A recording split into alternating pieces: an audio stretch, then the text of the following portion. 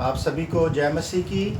मैं परमेश्वर का धन्यवाद करता हूँ इस सुंदर समय के लिए जो प्रभु ने हम सबके जीवनों में दिया। जिस प्रकार आप जानते हैं इस संडे को पाम संडे आ रहा है, तो उसके लिए हम वचन को पढ़ेंगे। बाइबल में वचन क्या कहता है। मत्ती की पुस्तक उसका 21 अध्याय वचन 1 से लेकर 9 तक हम आपके लिए पढ़ेंगे। इसमें इस प्रकार से लिखा है, जब वे यरूशलेम के निकट पहुँचे और जैतून पहाड़ पर बैतफगे के पास आए, तो यीशु ने अपने 2 चेलों को यह कहकर भेजा, सामने के गांव में जाओ। वहां पहुंचते ही एक गदही बंधी हुई और उसके साथ बच्चा तुम्हें मिलेगा। उन्हें खोलकर मेरे पास ले आओ। यदि तुमसे कोई पूछे कहे तो कहना कि प्रभु को इनका प्रयोजन है, तब वह तुरंत उन्हें भेज देगा। यह इसलिए हुआ कि जो वचन भविष्यवक्ता के द्वारा कहा गया था वह पूरा हो। सियोन की बेटी से कहो, देख तेरा राजा तेरे पास आता है। वह नम्र है और गधे पर बैठा है, वरन लादू के बच्चे पर। चेलों ने जाकर जैसा यीशु ने उनसे कहा था वैसा ही किया और गदही और बच्चे को लाकर उन पर अपने कपड़े डाले और उन पर बैठ गया। तब बहुत से लोगों ने अपने कपड़े मार्ग में बिछाए और अन्य लोगों ने पेड़ों से डालियां काटकर मार्ग में बिछाई। जो भीड़ आगे आगे जाती थी और पीछे पीछे चली आती थी, पुकार पुकार कर कहती थी, दाऊद की संतान को होसना। धन्य है वह जो प्रभु के नाम से आता है, आकाश में होसना। तो परमेश्वर इसमें एक भविष्यवाणी थी।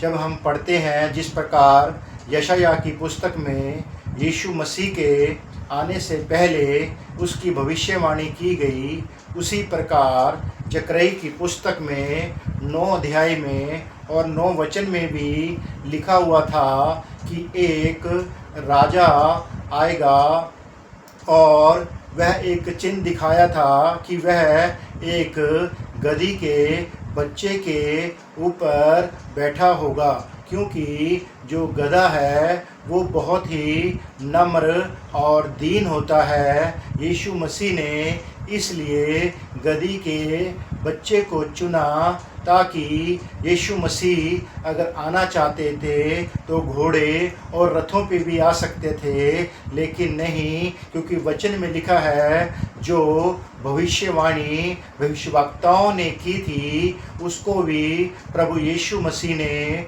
पूरा करना था। और उनके जिस प्रकार अभी हमने वचन 21 के 4 में पढ़ा, यह इसलिए हुआ कि जो भविष्यवक्ता के द्वारा कहा गया था वह पूरा हो। यह एक परमेश्वर की योजना थी और परमेश्वर की योजना के अंतर्गत ही सारे कार्य हुए। और इस कार्य के लिए यीशु मसीह ने अपने 2 चेलों को चुना और 2 चेलों को वहाँ के पास के एक गाँव में भेजा गया और वहाँ पर उन्हें कहा गया कि यदि वह आपसे पूछे तो आप कह देना प्रयोजन है खुदा को, यानी कि प्रभु यीशु मसीह को इसकी ज़रूरत है और वह तुम्हें मना नहीं करेंगे और उस गदही के बच्चे को तुम्हारे साथ भेज देंगे। जिस प्रकार यीशु मसीह ने अपने चेलों से कहा, उसी प्रकार यीशु मसीह के चेलों ने वैसा ही किया और उसमें यीशु मसीह को गधे पर बैठाया और यीशु मसीह ने यरूशलेम में जाकर वो विजय पाई, क्योंकि जिस प्रकार भविष्यवाणी की गई थी वह भविष्यवाणी को भी पूरा होना बहुत ज़रूरी था। इसी प्रकार ये पाम संडे रविवार को खजूरी दिवस के नाम से मनाया जाता है। और मैं चाहता हूँ कि जिस प्रकार आपके चर्चिस में भी पाम संडे मनाया जाता है, तो हमें प्रार्थना करनी है और हर एक संडे को खुदा के वचन के लिए चर्च में जाना है और प्रभु के कलाम को सुनना है और परमेश्वर की इच्छा को जानना है, क्योंकि बाइबल बोलती है कि हमने नहीं लेकिन परमेश्वर ने हमें चुना है और चुनकर परमेश्वर ने हमें संसार से अलग किया है ताकि हम परमेश्वर के वचनों पर चल सकें। आइए इस समय हम प्रार्थना करेंगे, आज के सुने हुए वचन के लिए प्रार्थना करेंगे कि प्रभु इस वचन के द्वारा आप सभी को आशीष दें।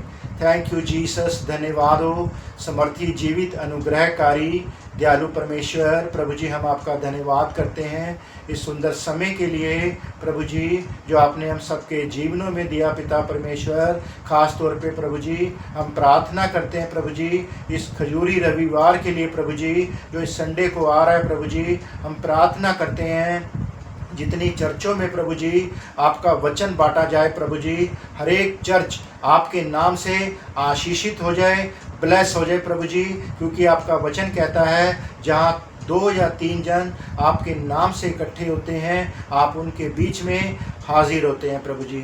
हम हर एक प्रभु के दास के लिए प्रार्थना करते हैं प्रभु जी, और हर एक विश्वासी भाई बहन के लिए भी दुआ करते हैं प्रभु जी, जितनों ने आपके नाम को सुना, आपके वचन को सुना पिता परमेश्वर, वो हर एक व्यक्ति प्रभु जी आपके नाम से आशीषित हो जाए, ब्लेस हो जाए प्रभु जी। और हर एक विश्वासी भाई बहन को प्रभु जी आप नया शक्ति नया बल दीजिए, ताकि पिता परमेश्वर आपके वचन के अनुसार जीवन बिताने वाले हों प्रभु जी, और आपके वचन पर चलने वाले हों प्रभु जी।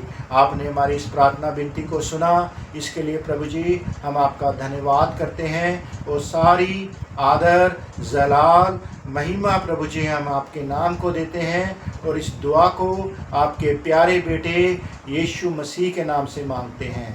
आमीन आमीन आमीन। प्रभु आप सबको आशीष दे। आप सभी को जय मसीह की।